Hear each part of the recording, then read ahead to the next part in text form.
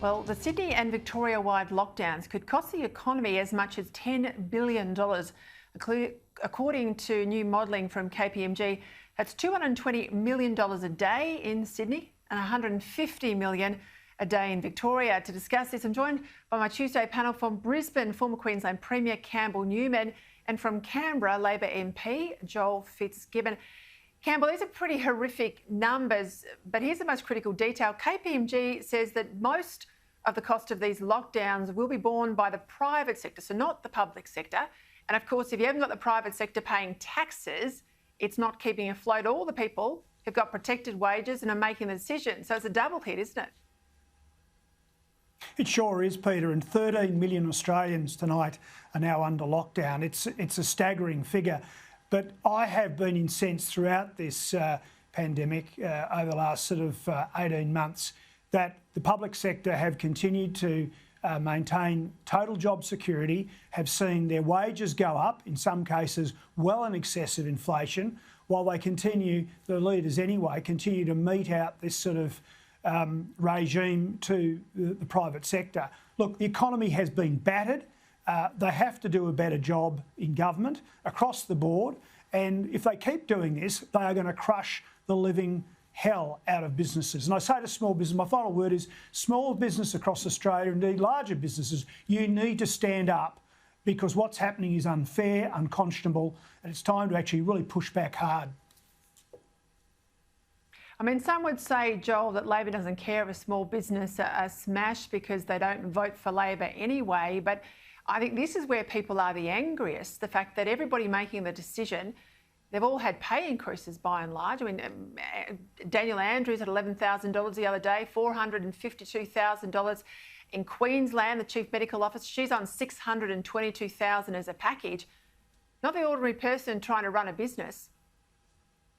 I'll smash, Peter, anyone in the Labor Party that just writes off the small business community as a group that doesn't vote for the Labor Party. Of course, they are willing to if we give them the opportunity. A lot of those traders, of course, in blue collar, have a background and an attachment to the Labor Party. We should never give up on them. And we do need to be thinking about them right now. None of us would have believed last year in the heart of the pandemic that we'd be back doing this again this year.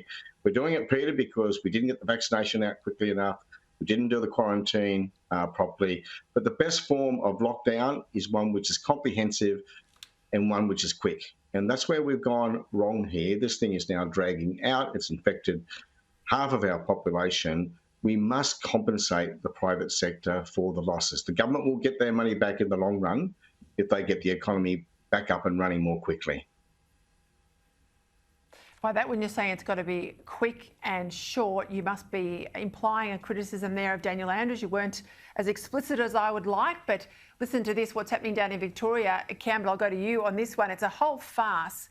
Small businesses, they've set up this Victoria Business Hotline in Melbourne, but businesses, when they ring up, they're told you're going to have to wait 17 hours to get the call returned. Let's have a listen.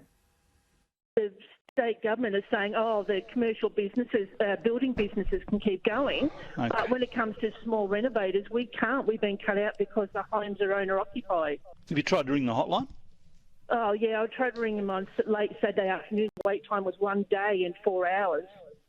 Was it really? Yeah, it was Saturday afternoon, 4 o'clock. The wait time was 1 day and 4 hours. We can't get anywhere. The local minister, who is Liberal, we sit in a Liberal area, she won't answer us. The small business minister won't answer us. So it's like you keep hitting your head against a brick wall. Many of these people will never recover, Campbell. Oh, look, absolutely, Peter. And, I'm in, the private sector myself, dealing with tenants in shopping centres and the like, and we saw them go through significant pain last year and they had to be supported. We've been lucky in Queensland, but, it's not good enough that government, with all those numbers, with people being paid handsomely, with no job losses, pay increases, can't get the fundamentals right 18 months into a pandemic. And I'm not just pointing the finger at the Andrews government. The federal government hasn't been good on a whole range of things as well. I, for example, was on the federal government's helpline the other day to do with getting my Medicare card attached to my MyGov, 2 hours. Well, to be precise, 1 hour and 50 minutes. It's not good enough. We're not being well served by politicians or the bureaucrats who are paid mega dollars. The least they could do in this pandemic is get their damn act together. Well, I tell you what, they're all working from home. They've all got their jobs. They should be picking up the phone. It shouldn't be this hard. I just can't believe it is this hard to get service when people are literally on their knees.